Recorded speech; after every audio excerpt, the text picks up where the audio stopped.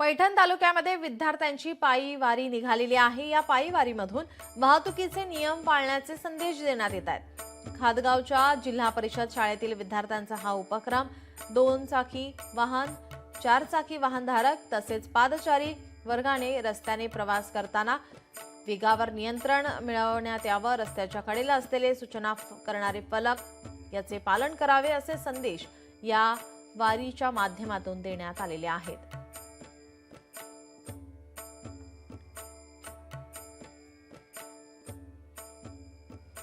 Police Thane आणि जिल्हा परिषद माध्यमिक व उच्च माध्यमिक शाळा खादगाव येथील वर्ग 1 ते 10वीच्या विद्यार्थ्यांनी आषाढी वारीच्या सणानिमित्त ट्रॅफिक रस्ते अपघातांबाबत ट्रॅफिक नियमांची जनजागृती करण्यासाठी पायदळ वारी काढण्यात आली।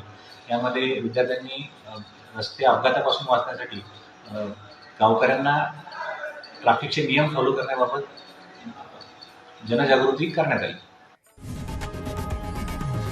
लोकशाही मराठी ऐका, पहा, जागरूक रहा।